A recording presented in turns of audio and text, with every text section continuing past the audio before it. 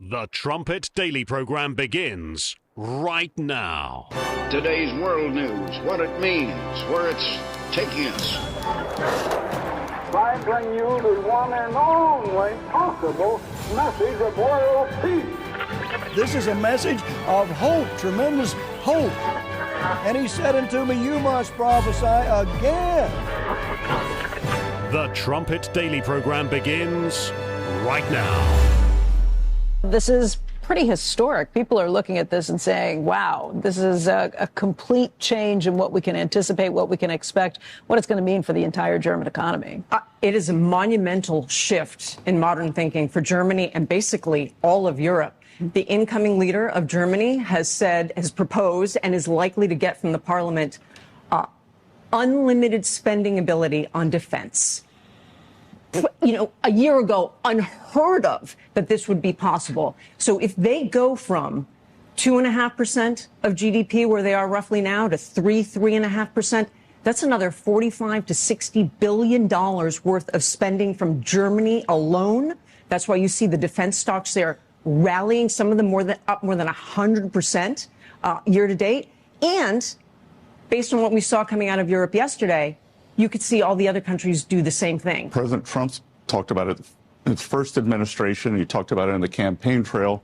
He's talked about it since November, is the need for Europeans to fund their own defense. And you just had a very long conversation with Pascas, and that all of a sudden, voila, this week, after 25 years of baiting and cajoling, President Trump achieved what 5 other presidents couldn't achieve. The Europeans are going to up their defense spending. The German debt brake is coming off. That was not a linear process. That was not always an attractive process.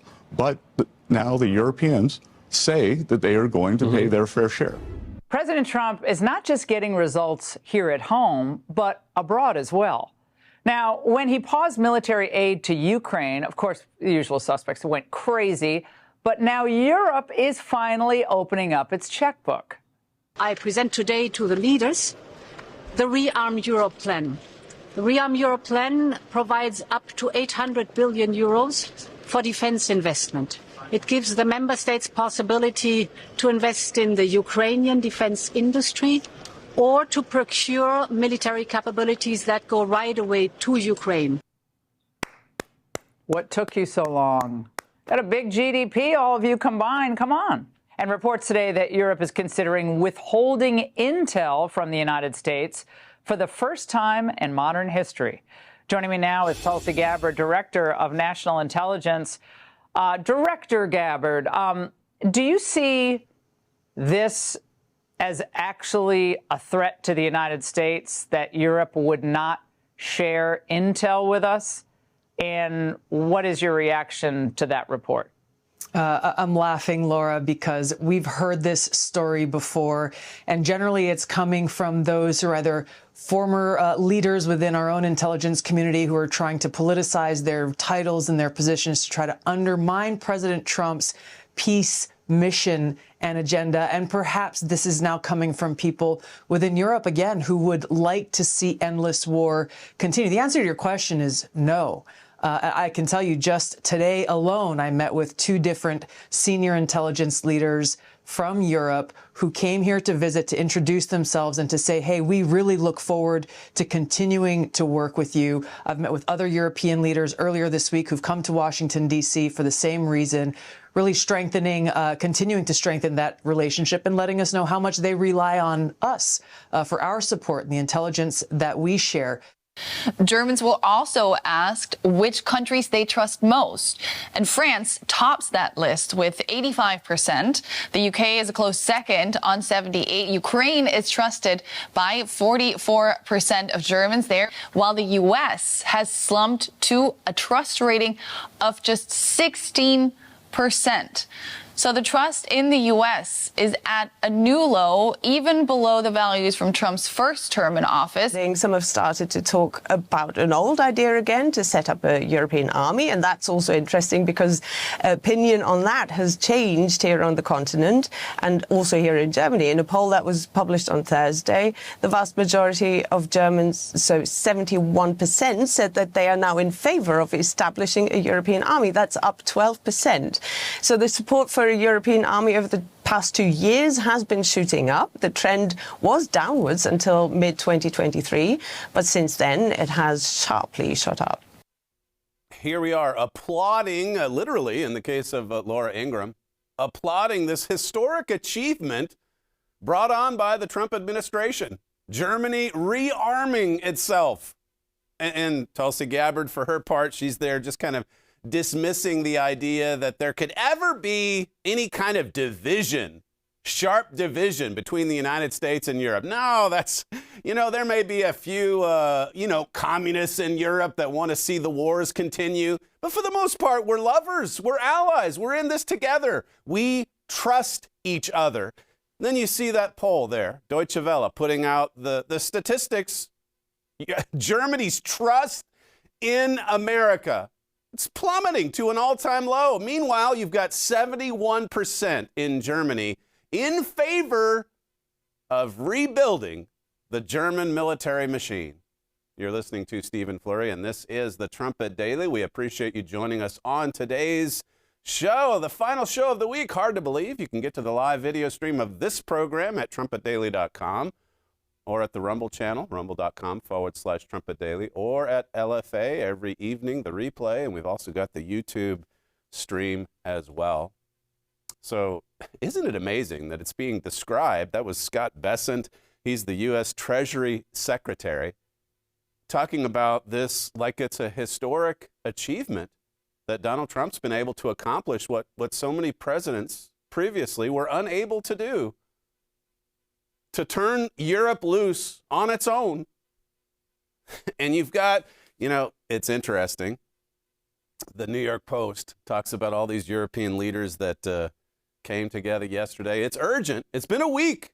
Think about all that's happened in just a week's time. It was 1 week ago today, almost to the very minute, when you've got the big 10-minute showdown. Vladimir Zelensky and Donald Trump. And here the negotiations have resumed. Everything seems to be back on track. European leaders are coming together. They can't strike a deal yesterday. And then you've got all the MAGA people online ridiculing Europe. I mentioned yesterday what Steve Bannon said. They're just a bunch of deadbeats. They're not going to be able to come together. They can't strike a deal. What does that mean? It says here in the New York Post, Europe remains divided on how to support Ukraine and shore up its defenses in the face of Russian aggression, as emergency summit talks ended without a consensus on Thursday. So all the MAGA commentators, they're laughing, they're ridiculing Europe, they're seeing, oh yeah, all that tough talk, and look, you can't even come to an agreement.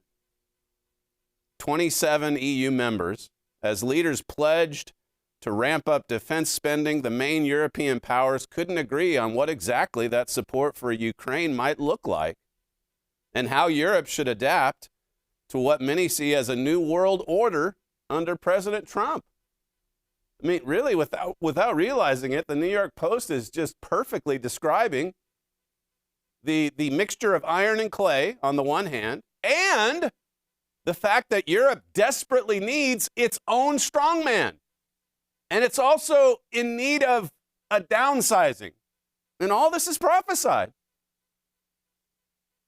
This is a tweet from Ian Miles Cheong. It says, the EU has failed to reach any sort of agreement over Ukraine or rearmament following the emergency talks today. That would be yesterday. The main powers couldn't even come to an agreement on what security assurances they could provide to Ukraine. So they can't figure it out either. And yet look at how quick they were to criticize Orange Hitler He couldn't give them a security guarantee. Shame on Donald Trump. He couldn't strike a deal. Shame on Trump. And they use, as you've been hearing on this show all week, they're using their hatred, their contempt for Donald Trump to mask their true ambitions to rebuild an empire in the spirit of Charlemagne. Now, maybe not every single European leader is thinking this way, but the strong man is. And when he emerges, you're going to see a very different Europe. One that's able to come together. The Bible says they have one mind for a short time, but they've got one mind. And the Bible also said, I'll take you through the scriptures in a second. The Bible also says there will be 10 kings, not 27.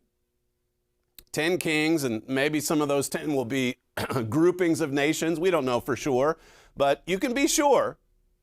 You can be sure that there will be 10 entities or 10 governments that are spotlighted.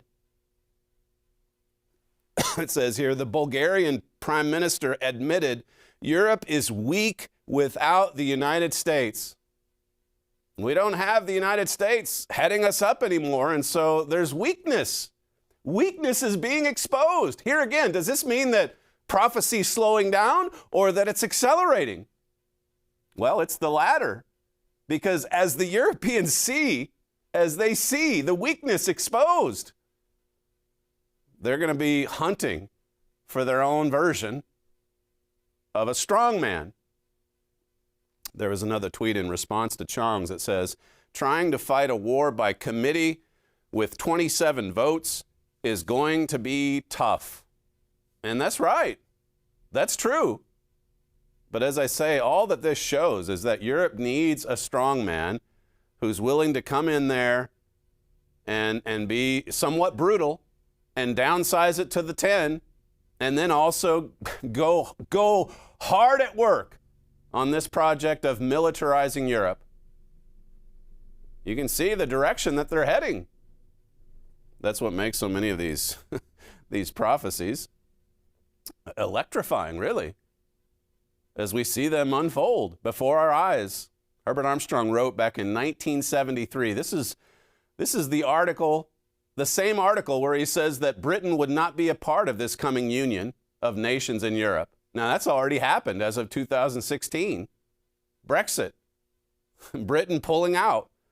In the same article, though, Mr. Armstrong says a political union of 10 nations in Europe would rise, resurrecting the Holy Roman Empire of the Middle Ages. I've been drawing a lot of attention this week to this little booklet we have.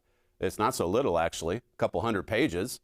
The Holy Roman Empire in prophecy, and this takes you through a lot of the history as well, so that you know when they talk about resurrecting an empire in the spirit of Charlemagne. My father has noted that Charlemagne waded through rivers of blood to build his empire. That's the history. It says in this booklet, it remains a mystery to most people today, but when political and religious leaders talk about reviving the spirit of Charlemagne, this is what they're talking about: a single empire united under one leader and one church. It says, the question is, how far are Europe's leaders willing to go to resurrect the legacy of Charlemagne? How far? Right now, they're squabbling. Right now, they can't come to an agreement. Right now, the weakness of 27 votes is being exposed. But that will soon change. Revelation 17 and verse 7, it says, and the angel said unto me, wherefore did you marvel? I will tell you the mystery of the woman and the beast that carries her, which has the 7 heads and the 10 horns. I mean, you can understand what's happening today if you're willing to just do a little bit of study. We've got another booklet, Who or What is the Prophetic Beast? We've got 2 booklets on Daniel and Revelation. We've got this one on the Holy Roman Empire in prophecy. If you want to be a student of Bible prophecy, you can figure this out. You can know tomorrow's news today. It's pretty amazing. My father writes in Daniel Unlocks Revelation, there are parts of Revelation that people in general could understand better if they would put the pieces together and face basic facts. I mean, just look at history. There was a meme circulating on Twitter today, or X, saying that, could Germany possibly start a third world war? And then the caption underneath, well, they started number 1 and number 2. Why does this seem so far-fetched? We're talking about the history from just the past century. That's not very long. I'll get to the unthinkable in just a moment. But notice this first, verse 8, it says, the beast that you saw was and is not, and shall ascend out of the bottomless pit, and go into perdition. And they that dwell on the earth shall wonder, whose names were not written in the book of life from the foundation of the world, when they behold the beast that was and is not, and yet is. There are 7 resurrections, and this passage here really is talking about the last 2, and also it's talking about God's church. The work started through Herbert Armstrong and extending right through to today, through my father. Mr. Armstrong was on the scene for the 6th head. He was there. He was there when Adolf Hitler was rampaging his way across Europe, trying to destroy Britain, trying to destroy America and everything that we stand for. And he had a lot of support from the German people as they rallied around their strongman. And as soon as they realized they were about to lose, as my father has discussed in Germany, its conquest of the Balkans, well, then they went underground. And that's what it's describing here in Revelation 17. I mean, it's so clear, it's so vivid, it's so specific. Verse 10, and there are 7 kings, 5 are fallen, so 5 had already passed, and 1 is, that's the one that Mr. Armstrong saw, and the other is not yet come. That's the one that we're seeing coming now. And when he comes, he must continue a short space. Think about this one spectacular verse and all that it reveals. It's giving us this wonderful prophetic overview. And we can know what's coming. I mean, we know, even from this as a side point, I mean, we can know that the Bible is primarily for the last days. I mean, that's pretty specific. 1 is, the 6th is. That's the way it's worded because that's the way it was when Herbert Armstrong came on the scene. And then the one to come, and that one is described in verse 12.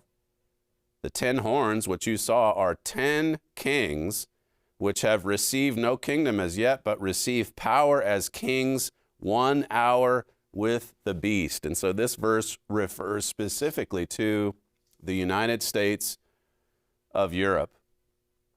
You can call it the European Union.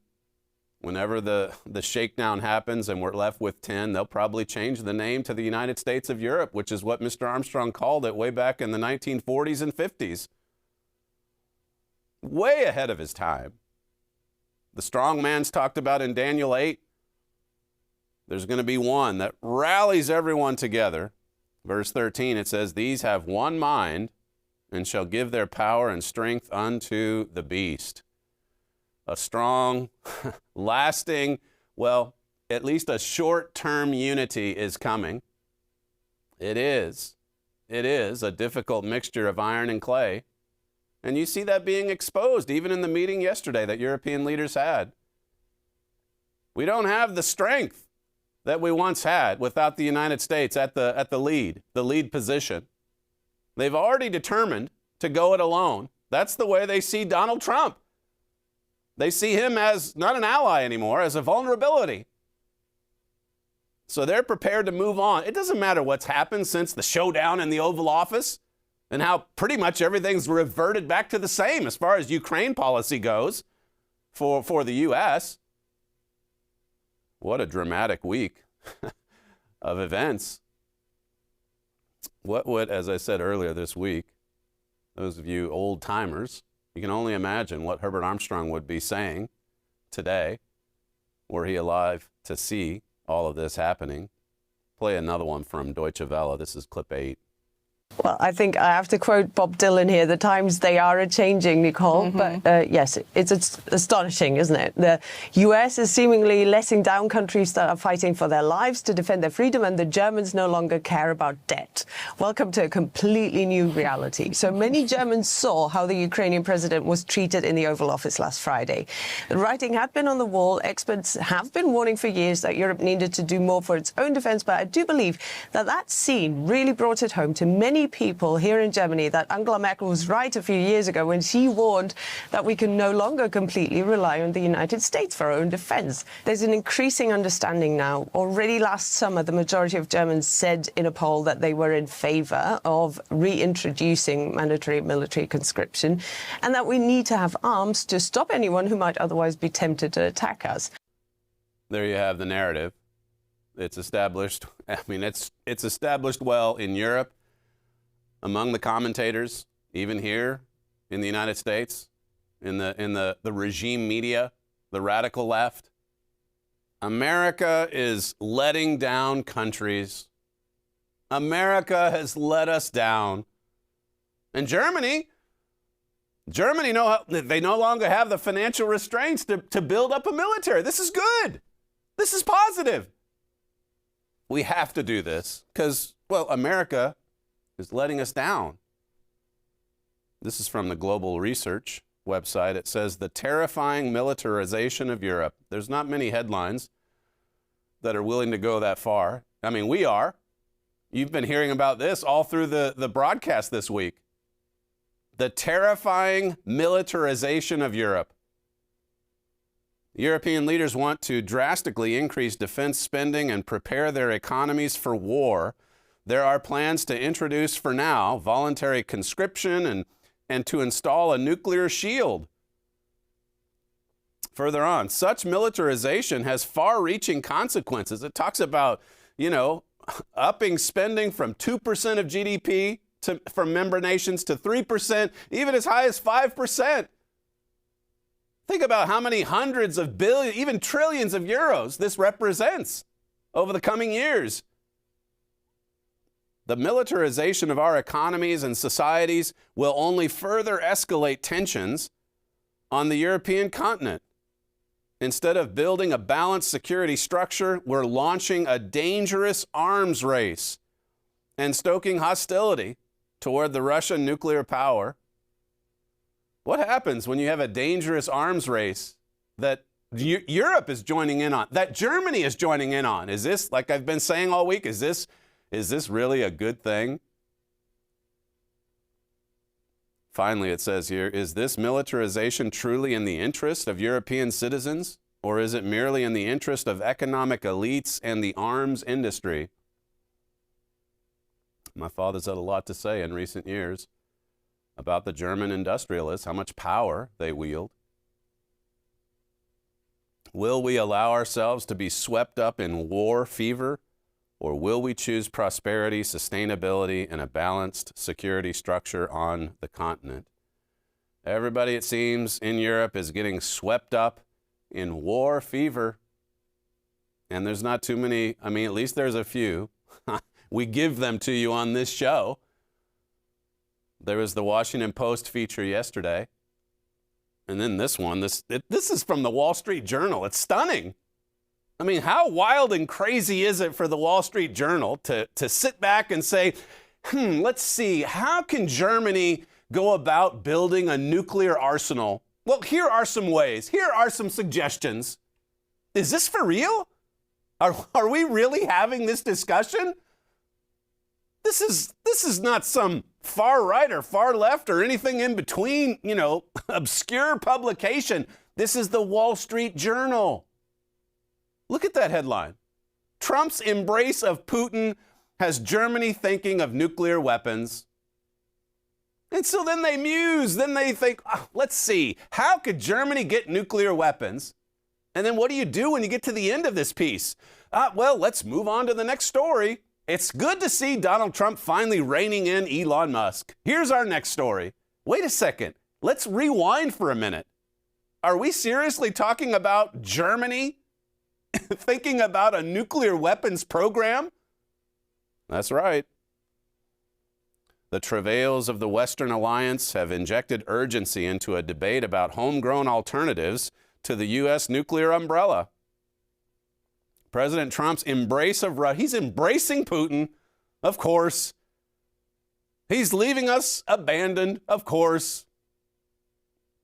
It says here it has Europeans thinking their security, rethinking their security, and giving currency to an idea the U.S. has long sought to avoid, a nuclear-armed Germany. This is something that even the Wall Street Journal acknowledges the U.S. has long sought to avoid. Well, that's true. Why? Why has America sought to avoid this reality? Well, a student of history, and not even a very good one, ought to be able to tell you that or explain why. It says here, Friedrich Merz, who's poised to become Germany's next chancellor, said Berlin should start talks about expanding the French and British nuclear deterrence to cover Europe. That would be the nuclear weapons borrowing idea. That's being discussed openly in Europe, of course. Germany needs that nuclear umbrella to come from France and Britain now that it's lost it from the United States, supposedly. The remarks broke with a long-standing taboo, showing how violently the foundations of Germany's and Europe's security are being shaken. These used to be things that you just didn't even talk about because it wasn't even an option. You heard in one of the clips I played for you that, I mean, they're talking about things in Europe that they wouldn't have dared talk about last year, a year ago. These are some dramatic prophecies accelerating. It says here, but a German leader hadn't called for an alternative to the U.S. nuclear deterrent in Europe since the end of the Cold War. I mean, we haven't seen this in decades. After World War II, the Federal Republic of Germany was welcomed into the Western Alliance as a bulwark against the Soviet bloc. Yet, unlike France and the UK, it renounced pursuing its own nuclear weapons and was welcomed instead under the American nuclear umbrella. So if that umbrella is removed, I mean, is this an achievement or a massive miscalculation on the part of American leadership? You listen to them talk, you listen to the commentators, they see it as an achievement. And like I said on yesterday's show, how strange is it to now you have to turn on MSNBC to get someone even warning about this? It says here, nowhere in Europe is the sense of abandonment more palpable than in Germany. You saw the polling. 16%, only 16% of Germans trust the United States. Germans believe that America has abandoned them.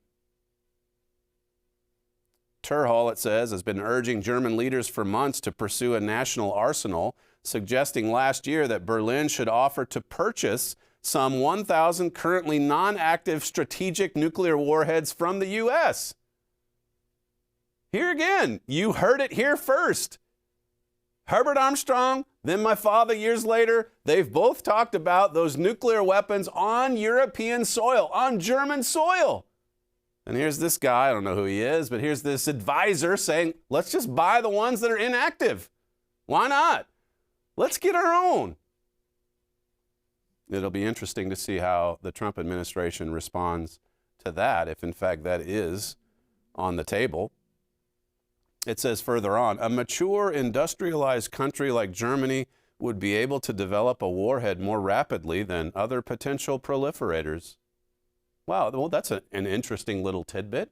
We're talking about an advanced, prosperous, first world nation that could probably develop a nuclear weapon a lot faster than a nation like Iran. And then we'll move on to the next paragraph. Isn't this exciting? It says here, even if it developed a warhead, Berlin might not be able to test it, which is hard to do safely in a densely populated region such as Europe. Further on, some experts say this might not be a problem. No, we actually might be able to go ahead and produce a bomb without actually having to test it out somewhere on European soil. Are we really discussing this Is this for real? Another route, here's another idea, just in case you need some more ideas. Germany, strongman, German industrialists. Another route would be what experts call nuclear hedging, a form of brinkmanship whereby a country comes close to developing its own weapons and advertises its readiness to cross the threshold if threatened. In other words, get real close, and then if you feel like the threat is there, you've got it as leverage. Hey, we're not too far from having our own bomb. We are here. The nuclear arms race is here. A new era of rearmament, say European leaders. It's here. War fever. It's here.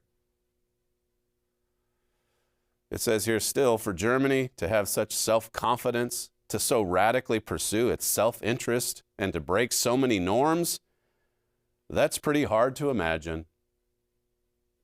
It's hard to imagine for this commentator. It's not that difficult to imagine, though, if you're well aware of the history of the First World War and then the second one as well.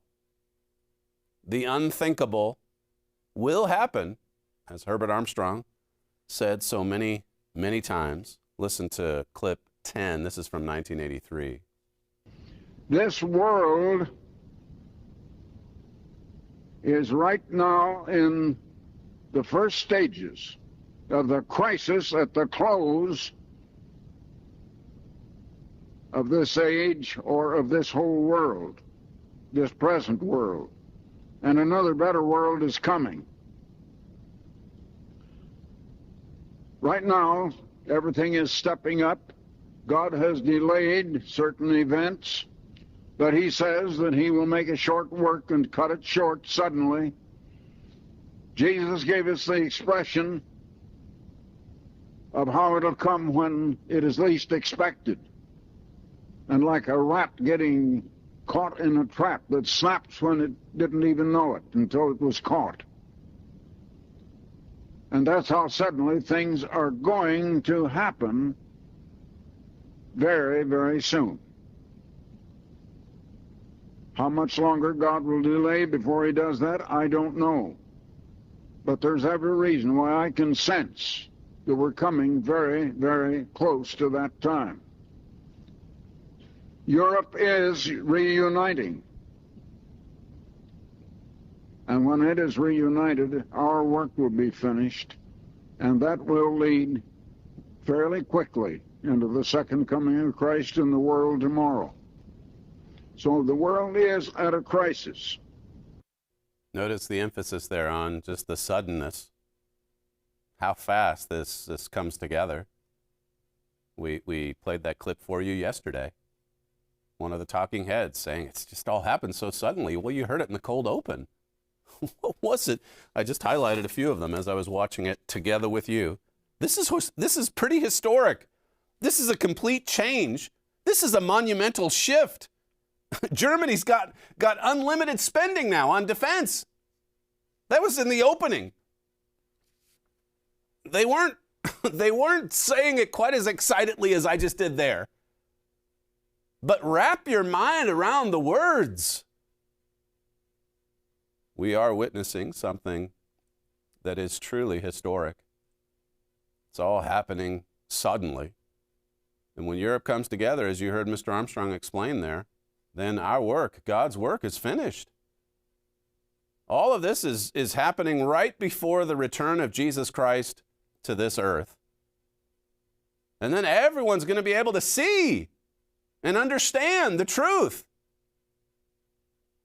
I've been going through John 9 for this afternoon's class, and it just blows me away. When you think about Christ, the whole chapter is about Jesus Christ giving sight to a man who was blind from birth. And the disciples asked him, well, whose fault is this? Was it his sin, his physical sin, or his parents? And he said, neither. This is of God. God orchestrated this decades ago in the life of this young man so that we could come right here to this teaching moment. It was happening on the Sabbath. It was happening on the last great day, when these days represent the minds, the eyes of everyone who's ever lived being open to the truth. It's awesome, this vision, this purpose, this plan that God's orchestrating, that God's working out here below. And in that same passage, Jesus says, I must get this work done while I have time. In the very next verse, that's a memory verse, John 9, verse 4. And then the next verse, he talks about being the light to the world. A light enables us to see. And that's the thing. This world is in darkness. This world cannot see God's purpose as it's unfolding before our eyes. And Jesus was teaching there, if your minds have been open to this, you better take full advantage of it. That blind man who received his sight, he did. Now, his parents didn't. They knew it was of God. They knew he was healed. But it says in the scriptures, they were afraid of the Pharisees. They were afraid of being kicked out of the synagogue. Even when your mind is open to the truth, most people are too fearful to do anything with it. They just kind of sit on it. Maybe read the end of Ezekiel 33 sometime. You see all the people that love to hear the truth of God. It's like a pleasant song to them, but they won't do anything. They won't follow in Christ's steps. They lack the courage, the faith to go boldly in the steps of Jesus Christ. And of course, Ezekiel 33 gets down to the sin problem. That's the reason that so many of us don't respond the way that we should, because our sins are slowing us down. It's a remarkable chapter, John 9. Hopefully the students will enjoy it this afternoon. We've got, what do we have left? We've got this week's edition of WorldWatch. So I've got more on this that we've been talking about, the first 40 minutes here. So maybe what we'll do is take a quick break, come back, play the weekly installment of WorldWatch, and then tidy things up with the last few minutes that we have. You're listening to Stephen Flurry, and this is the Trumpet Daily. We'll be right back. Daily news, Bible prophecy. See the connection on the Trumpet Daily. Are you feeling overwhelmed by the flood of news and information? You need something to sift the news and bring you only what matters most. You need the Trumpet Daily. You also need something to help you understand not just what's happening now, but what will happen next. You need the Trumpet Daily. Only the Trumpet Daily accurately matches daily news to precise Bible prophecies. Because Bible prophecy is the only tool up to the task of sifting the news down to what's important and showing you what will happen next. Join host Stephen Flurry every weekday. Go to trumpetdaily.com.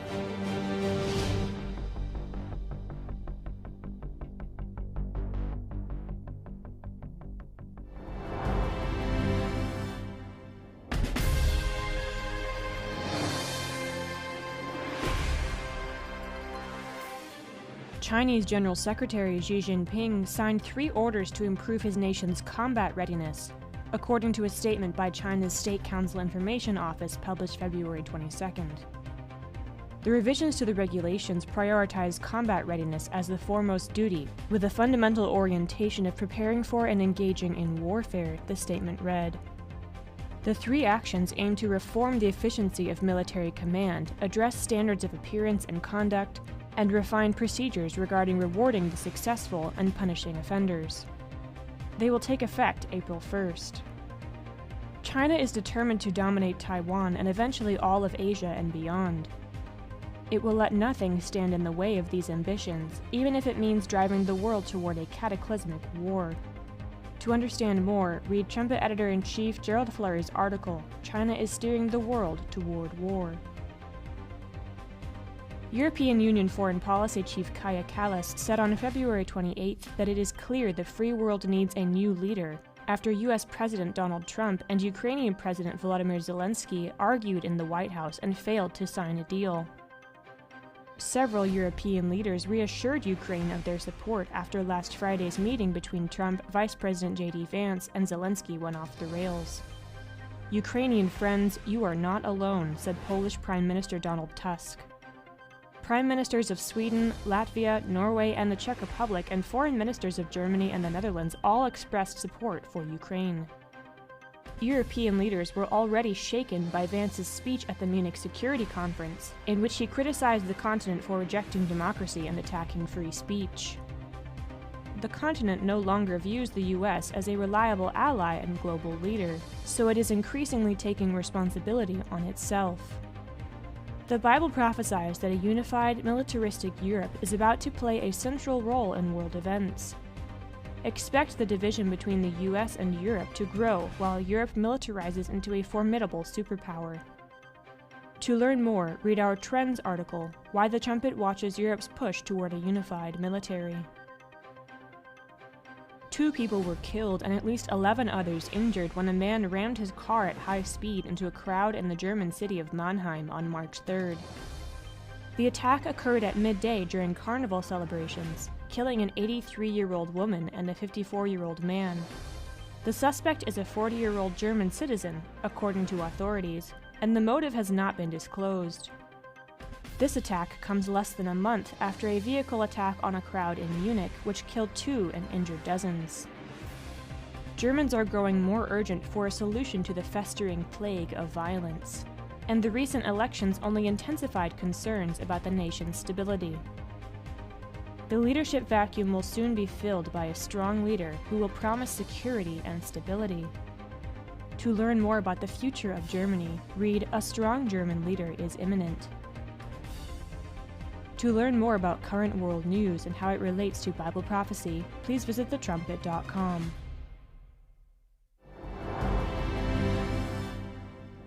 And some of us, my friends, know not only what we see when we're over there, but we know also what is prophesied. And we know what is prophesied to rise up in Europe. And we know which is the one and the only nation in Europe that is capable of dominating, and which is the economic and the industrial heart of all Europe, without which there could be no stability and strength. A human body cannot live without its heart. And the economic and the military body that is to rise up and to restore the Roman Empire, the thing that we least suspect here in the United States, it cannot rise up without its heart. And its heart is in Germany. The thing we least expect is it's going to happen. The unthinkable will happen. The beating heart of this 7th and final resurrection of the Holy Roman Empire, it's in Germany. And just like you saw it there in the WorldWatch, a strong German leader is imminent. We have a booklet, goes by that very title. My father's written another article. Germany, a new king is imminent. It's coming. It's happening quickly. He's going to get in there through flatteries. You can see it too, the way the 27 are downsized to 10. And then it just being obvious. Well, of course, we need this strong man. It makes sense. We've had other articles over the years about Germans falling out of love with democracy. We talk about democracy and defending democracy. Well, let's look at the history. Let's look at what the German people are really thinking. You see it in the polling, as I played in the first segment. Trust in the United States plummeting to 16%, even as 71% say, yeah, we want our own military. We want the German military machine. A strong German leader is imminent, and as I read to you yesterday, that article from my father in 2018, he said that this strong leader will be more devious and destructive than Vladimir Putin. more devious and destructive than the Prince of Rosh. That's right. That's why even when the Ukraine war broke out 3 years ago, you can see why my father was saying, okay, let's focus on Germany. What's happening in Germany? And then look at the explosion of events just this week. Never mind the squabbling leaders trying to get together to put together a deal. It's okay, by the way, for European leaders to try to put together a deal and then even not to have success with it. But if Donald Trump does that, you see the outcry. A 10-minute showdown. It's just a pretext. They don't like the way America's thinking. They don't like the bad orange man. They don't like J.D. Vance. They don't like it. When Trump gets up and speaks to the American people, in fact, to the whole world on Tuesday night, and he speaks with strength and authority, they want their own. They're jealous, as I said yesterday. A new king is imminent. This is from 6 years ago at the Trumpet. German discontent and anger are soaring. It says if you understand history and national character of the German people, you know this has a serious, or rather has serious implications for this powerful nation at the heart of Europe. It's just like Mr. Armstrong said. They're the beating heart, going back to the hidden superpower. Again, my father, quoting Mr. Armstrong, emphasized the suddenness of this empire forming. Suddenly, unexpectedly, as biblical prophecy reveals, the whole world will be startled and shocked into wonder to learn that a new third super world power has suddenly burst forth onto the world scene, a resurrection of the medieval Holy Roman Empire by a union of 10 nations in Europe. Very possibly 5 in Western Europe and 5 broken loose from the continent orbit of Eastern Europe. He said that in 1981, and some of it's already been fulfilled. His signature prophecy. And now you have people cheering it on, clapping even. Yeah, let's clap for a united Europe, building their own military, rearming the continent. Coming back to this article, a new king is imminent. My father says the Germans today hunger for someone different, someone with charisma and vision, someone who can really calm their fears and address the urgent problems facing Germany and Europe. They really hunger for this. Don't let the squabbling from yesterday distract you from what's happening. You see it, as I say, in the polling. There's a hunger, not just for a military, but for leadership. Strong leadership, a strong man, the Daniel 8 strong man. Listen to Mr. Armstrong. I believe this is from the 1980s, clip 12. Gradually, and now faster and faster, a new power is being developed from underneath the surface, a new world power which the public now least suspects, which the world does not yet see, doesn't realize, doesn't dream is coming, but it is developing just as prophesied in Europe, a resurrected Roman Empire that will combine some 350 millions of population, a power so mighty that our Western peoples will stand aghast when it flashes suddenly into full being. Yes, your Bible says that the world will be startled. Startled and shocked.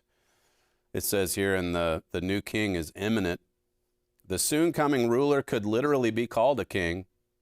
Even if he's not, the Bible gives him that title. Further on, Daniel's vision shows that the leadership of Europe is about to become a lot more authoritative. It's not hard to imagine this happening, considering the growing appetite within Germany and Europe for exactly this type of leadership. This is what they want. Earlier this week, I talked about just how these prophecies, I mean, it shows you that it's all springing from the mind of God, for God to, on one hand, save America from being blotted out, saving America from the communist infiltration, from the communist takeover, saving America from within, And at the same time, he's opening the way for this seventh and final resurrection, because God's word says that that's how America is going to be corrected.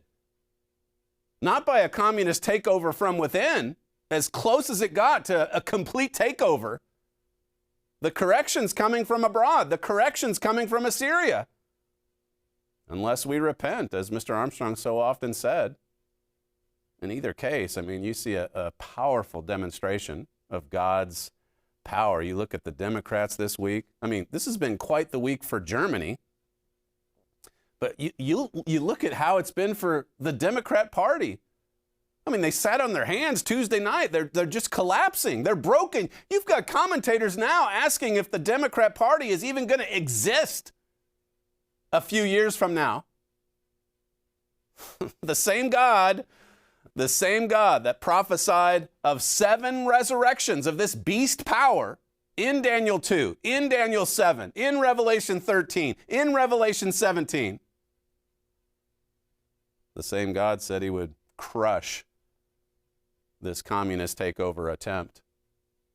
Listen to this montage of the Democrat Party imploding just from this week, clip 6. Forever. The Democratic Party itself is frankly an irrelevant political party. They don't have a message. Their policy positions have left cities across this country in shambles. You think Democrats should applaud Donald Trump when he talks about law enforcement? No, but a kid with cancer. Stop. Let me just, no, excuse me. In that very chamber where Donald Trump's goons tried to harm the people that were sitting there and applauding Donald Trump, you want Democrats to take advice from Donald Trump? Democrats seemed pathetic and they seemed petulant in their behavior last night. And if they think that's going to help them go into midterms next year, I say keep going. But should you stand up and applaud the kid with cancer who's having his tender moment? Absolutely. Yes. I would just say there's a reason why congressional Democrats have like a 20% approval rating, and even amongst their own party has like a 40%, the lowest Quinnipiac has ever measured. And I think last night and sort of what's been going on over the past few months is a gosh darn good illustration of that. Agreed. Yeah. Congressman, why should men be in women's sports? Shorts? Sports. Why do you think they should not be in shorts? Yo, this is the Ranking Rizzler on Appropriations, serving Connecticut's 3rd District. It's time to enter your dark academia Congress era. So Sigma, main character energy. But Republicans' Project 2025 is mad sus. Eliminating the Department of Education? Negative aura points. You really about to do it? Yeah, they tried to rig the game, but you can't fake influence. He a freak though, man down, turn like ember lamps, tell him breathe.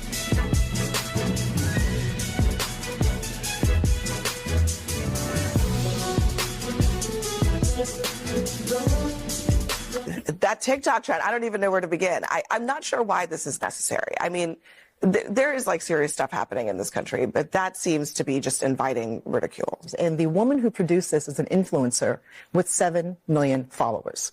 So this is lighthearted, it's fun. And every time you do something creative, you're going to get criticism, right? But I actually applaud them for trying to do something different. And here's the reality. 7 million followers, whether you think it's cringe or you like it, we're on CNN on a Thursday night, and we're talking about it on national TV. But I guess my question is, to what end? I don't get it. Like, I don't get it. I mean, maybe you will get 7 million eyeballs, but what is the point? I am not accustomed to helping your party do anything. Yep. But let me give you some advice. This was the dumbest thing I've ever seen. Sir, who do you think the leader of the Democratic Party is right now? I think the voting public right now is what I would say. I don't know who the leader of the Democratic Party is, but I know who runs it. Donald Trump. The Democrat Party, leaderless and imploding. It really is stunning to watch this play out. God refers to Jeroboam as a king, and for the moment, it's going pretty good for him. Certainly here at home it is. Here in the United States, it is. But when you factor in all of these other prophecies and when things begin to go bad, who will there be left to blame?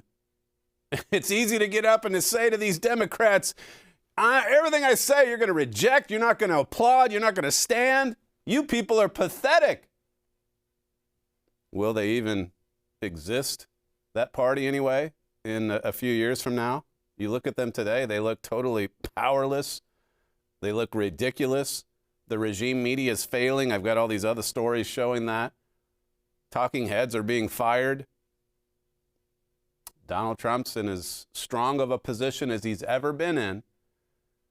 And rulers in other countries, they don't like it. They're not in alignment with the king in Manasseh. They want their own king.